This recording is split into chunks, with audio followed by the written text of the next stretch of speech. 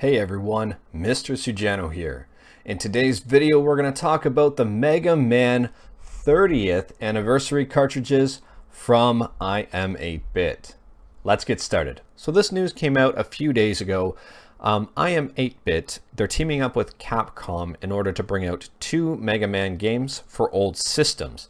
They are not really reproductions in the sense of the repro carts you see online. These are more authentic reproductions, if that makes sense, because they're officially licensed by Capcom. So they're coming out with Mega Man 2 for the NES and Mega Man X for the SNES. And if iam8bit sounds familiar, it's because they came out with the Street Fighter II 30th Anniversary Edition for the Super Nintendo just a few months back. So we'll first take a look at the SNES, and that is Mega Man X. So it is going to be a limited edition of 8,500. It is a brand new cartridge that works on the Super Nintendo. There's also going to be an instruction booklet with a forward from the completionist, some retro pack-in surprises, which I don't know what those are yet, and the design was done by Django Snow, who also did the design and artwork for the Street Fighter II 30th Anniversary Edition on the SNES. And the manufacturing is done by Retrotainment Games and Infinite NES Lives, and those are the ones who also did the work on Street Fighter II 30th Anniversary. It looks like there's going to be a glow-in-the-dark blue cartridge, which looks pretty cool. It says it's going to be 1 in 8 boxes. So roughly, it says here 1,000 total for the glow-in-the-dark blue edition out of 8,500, which makes the glow-in-the-dark blue one slightly more rare than the glow-in-the-dark green one that was a part of the Street Fighter II 30th Anniversary Edition for the SNES. The Street Fighter II had 5,500 copies, and 1,000 of those were green.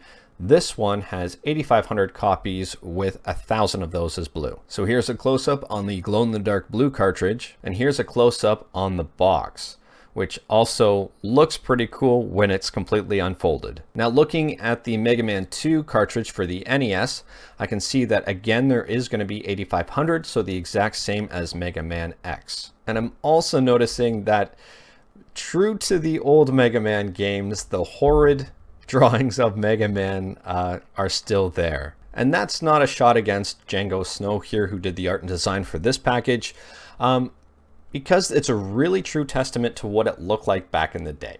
And back in the day was awful. But again, if you put the new Mega Man look on the old cartridge, it just wouldn't look right. It needs to have this kind of artwork. Looking here again, it looks like there's going to be 1,000 glow-in-the-dark blue cartridges, and the rest will be the light blue. And here's a close-up look of the blue cartridge, which in my opinion looks really good. And here's a close-up of the regular blue cartridge, which also looks really good in my opinion. Lastly is the close-up of the box, which looks like it would stand a little bit better than the SNES one, because the SNES has the two-fold, whereas this opens like a book. So the cost of this one is $100.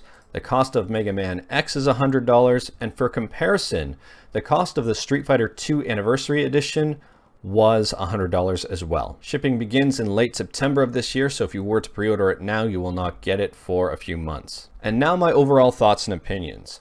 Well, there has been a lot of good feedback and negative feedback regarding these two cartridges. Now, some people are saying $100 is too expensive, and I can see where they're coming from, considering you can buy an official one for less than that. However, this is a reproduction cart per se. It is well above the quality of some of just the knockoff reproduction cartridges available on eBay and whatnot. And this does come with a box and an instruction manual. And to me, that was enough to justify the purchase of the Street Fighter II edition, because I am a massive Street Fighter II fan and a big Street Fighter II collector. I have a lot of Street Fighter games, and it was a no-brainer for me, even though the price was $100. And I am a fan of Mega Man. I would just say I'm not as big of a fan of Mega Man as Street Fighter, so I myself might not pick this up at $100. However, for the Mega Man fan, I think this could be completely justified. And don't forget too, this isn't like there's 100,000 of this game going out. There's 8,500. There's 8,500 Mega Man X and 8,500 Mega Man 2 versions, which is a pretty limited number, and I really think that there will be some collectors that are huge Mega Man fans that will completely leap at this opportunity. And the quality is good. I have the Street Fighter 2, the box is great, the instruction manual is great, the game looks great. It runs the exact same as the original Street Fighter 2 on SNES. And if you don't believe me, check out my video. I did a complete unboxing and comparison, and I even opened up the cartridge itself to look at the board. I'll leave a link to that in the description below. For the avid Mega Man collector, both of these are great options.